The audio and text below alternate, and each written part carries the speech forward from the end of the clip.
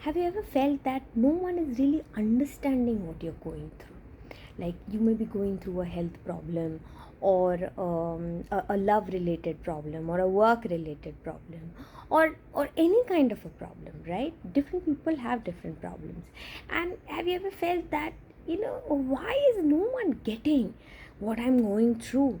Why is no one able to understand the intensity of it, right? And plus, these days we are so connected to each other. There is everything digital, communication has increased, collaboration has increased. So we have developed this habit of talking about our problems, right, with people, expecting that to get something out of it. But what happens is that eventually everything turns out into a rant. People go on and on and on about their problem, and when you're so much fixated on that problem that you become very deeply attached with your problem, and when you are in that state, you just want to talk about your problem without really getting a solution. And that largely happens because the people who are listening to you, even they may not have the right solution for you, because they are not your higher self. A lot of times, and we have developed ourselves into that kind of a society where we want the solution to come from outside. But sometimes what happens is the solution is really in the quietness of your life. The solution is really inside you, and your higher self is wanting to communicate with you to give you that solution. But we have not learned to sit with ourselves. We have not learned to become quiet. Quietness becomes chaotic if you don't know about it, or if you have not experienced it. And then we are also in a world where if we sit quietly for some time, it feels highly unproductive, isn't it? Because in this capitalist world, every minute of productivity counts. It doesn't matter what is the output coming out of it, but every minute of productivity counts. And so in that world, when you have a problem, what you feel is that, let me just go blabber it out to somebody, right? It will at least, empty my mind for some time. I'll do my work, I get back to my life. And then when you go back to sleep, it suddenly creeps from the shadows, all your problems, all your challenges. And that is why people stay awake at night thinking about those problems, because you have not dealt with those problems. We don't want to deal with it. We want somebody else to come and deal with it, but somebody else is not your higher self, right? The intensity with which you are expecting somebody else to solve your problem, you may find it very hard to get it outside. People can be there for your moral support. Definitely you should talk about your problem, you should share your problem. But most people, where they get stuck is in that constant loop of reiteration of the problem again and again, again and again, without having a single minded focus that I want to solve this problem. See, either you accept something or you solve it. People want to stay in that in between space where they don't want to let go of the comfort of the known, and while the comfort of the known may be causing whatever problem, and they don't want to take the next step. So you're always in that loop, and your whole life goes staying in that loop. And of course, we keep talking to people thinking that, somebody will come and solve our problem. But ultimately, when you go and talk to so many outside, you're just quietening your higher self. And it is very important that you learn to sit with yourself. It is very important that you learn to enhance your capabilities, your intuition, to be able to deal with any kind of a problem that you're facing in your life. And if each individual becomes that kind of a complete person, where they have the maturity, understanding, and resilience to deal with their own challenges, imagine what kind of a robust society we can build together. So when I was, when I would talk to people, and including from my own life experience, I realized that, that in between space is so scary, that people don't want to wait in that in between space. A, they want to rush through it. B, they want to just, it's like, one cloth is not bad. You took out that cloth and you wear just anything random that comes in your way. It happens for relationships, it happens for your jobs, it happens for your friends.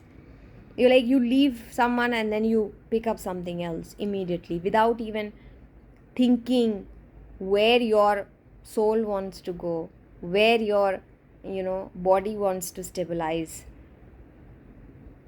So thinking about all of these things, I created my book, which goes through all the various kinds of emotions. And again, it is that companion for you at night, a companion which can really give you that kind of a support which sometimes our friends and family cannot give us. Because ultimately, the book intends to invoke your higher self. The book intends to be there with you in your phases of transformation.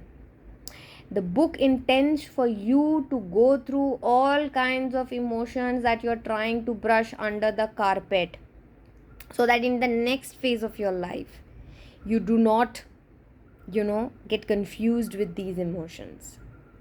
The book intends to give you that wisdom, give you that support, so that you can see things clearly and you have an opportunity to pivot in your in between.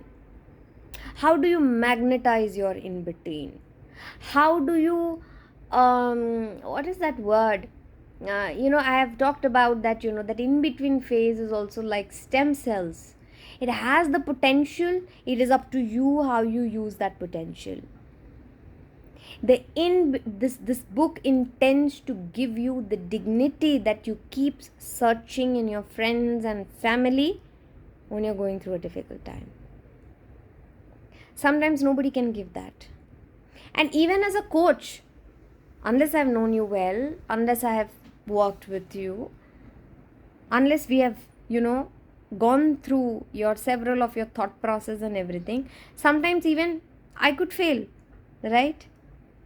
That is why I created this module in a way that first you go through, first you spend some time with yourself, and then if you feel that no, now I want to connect, then we do a session, right? So it's very important to give people the space and the time rather than just really harrowing them. Oh, so what is the problem? Why do you think this is happening? No, it doesn't work. People need the time and space to deal with their pain, to deal with their confusion, and the support and the dignity that they require. That has been the intent of the book. That has been the core idea of creating these 12 nights of transformation. And I've created it with a lot of my intuition, with a lot of my heart, with a lot of my own experience, to create a journey. It's an experience journey for you,